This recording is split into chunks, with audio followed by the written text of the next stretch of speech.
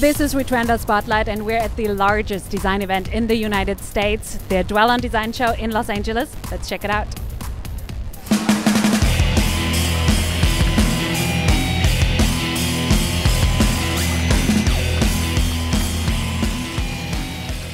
How did you come up with this idea?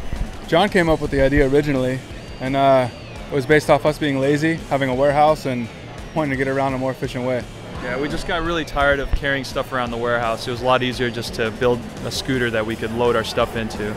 So basically, I mean, we built the first prototype, and then after we built the first prototype, friends would come by and they asked us to build them one, and then next thing you know, Scott and I realized we were onto something. In Europe, most of the people who have been buying them are people who want to just use them around town. You know, just go to the grocery store, go to the market, take their kids around. Talking about prices, like how much are they? It retails for $299, and then we have a discount for the show specifically, but it's $299. And the electric version? We're shooting for under $1,000, just a little under $1,000. This is more stable than a Razor scooter, and more stable than just those little kid scooters, because the wheels are bigger, the wheelbase is longer, so it tends to hold in a straight line. It fills that niche of a local neighborhood vehicle that is for trips that are too far to walk, carrying a lot of stuff, but then you're not commuting with them, not those real long trips. So you can roll right into a store, your local grocery store, step off, use it as your grocery cart, pay for your stuff, and then ride home.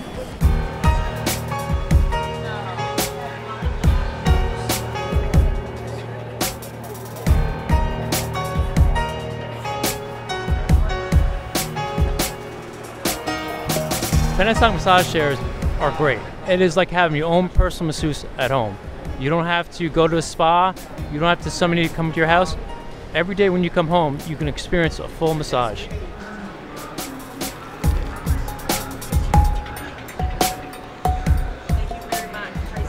It's all paper. This is all paper blocks that started out as flat 2D shapes, and then with a few simple folds, no scissors or glue, they turn into 3D paper blocks. Is it just something for kids, or who's doing it? Who's doing it? If you're 6 to 99 years old, this is for you. Everybody needs this. Everybody needs a little hand-on making, because that's how we build our intuition. That's what makes us human.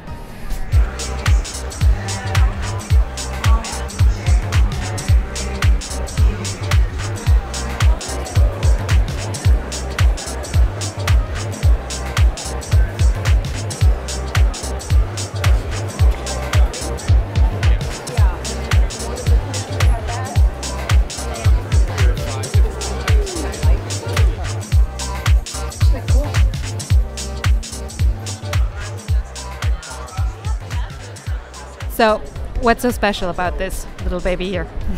This is a Kinetic desk, and it's a desk that runs on adaptive technology. And it uses Wi-Fi and Bluetooth and learns from your habits over time, and it actually reminds you to move. Why is that so important to change positions? Well, you may or may not have heard of sitting disease, which is the whole concept that people are becoming too sedentary. And when a human body doesn't move enough, it actually starts to shut down, and it's really unhealthy. And we just all work so hard. You come in at whatever time you get in the morning, and boom, it's 3 hours later, and you haven't changed position, and you're exhausted. And there's a huge trend in office furniture to buy height adjustable desks. The desk has a capacitive touchscreen, which is a way to interface with technology that we're all super familiar with because we use smartphones. And it runs on the Linux platform. It's all custom developed software. It's adaptive. The desk has got algorithms in it that allow it to learn from a user's habits over time and adjust how it interacts and gives you reminders to really get you to change position more often. But one of our core design elements and beliefs is that the user should always be in control. The desk never moves without somebody actually initiating that, because that would be, again, disruptive to their workflow. But we wanted, again, for it to be very, very easy for you to reach over and touch that touch screen, double tap, move the desk to the next position, and put your hands right back on the keyboard. I also heard that it has Bluetooth and all of that, so it does. What for? So it is Bluetooth equipped, and eventually the desk will be able to recognize individual users. So if you and I shared the desk, It would recognize you when you came and showed up via Bluetooth. It could be through a Fitbit activity tracker like this one, or maybe another wearable device or something on your phone. And that's really important. Another trend in office furniture is that people are hot desking. People are sharing desks and workspaces. And Wi-Fi is very, very important because the desk is run by software, and Wi-Fi allows us to send new features to the desk via Wi-Fi, as well as remotely diagnose or help problems with the desk or help a customer if they have a unique request.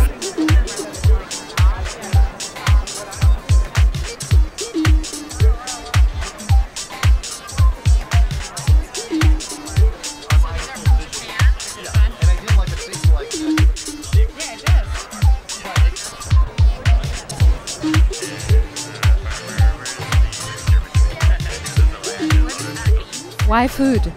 Food. My wife is a chef, and I've been a commercial food photographer for 25 years. So everything that we've done, we shoot cookbooks and do all kinds of food-related things in the food world. And I started playing with food and photography 15 years ago, and all of this work came out of it. So now this is primarily what I do with all my photography, is illustrative toy and food photography. Yeah, it's fun. And why those little miniature people? Why the miniatures? Well, it creates a sense of scale that draws people in. And food is something we're all very familiar with, but we don't look at it like that. So in connecting to it as a landscape or as an environment, it creates a very different sort of relationship with food, and we all have a relationship with food, but we don't think about it a whole lot. So these pictures help us think about food and have some fun, and it's really meant to be fun. So. Do you use real food? All real food, yes, and it's all. And how about the little miniatures? Do you do them yourself? I do not make them. A German company makes those, painstakingly modeled after large-scale models. These are real people who start in this outfit, and then they make a half-scale, and then a tinier model, and they make a whole series of models. So they end up very tiny. These are about the size of a penny.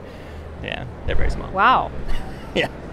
So you're pretty much obsessed with food? Well, my whole life is about food. In fact, I think everyone's life sort of revolves around food. I just think about it probably more than most people. So yes, you could say I'm obsessed with it. Yeah, my wife being in the food industry, and everything we do has something to do with food.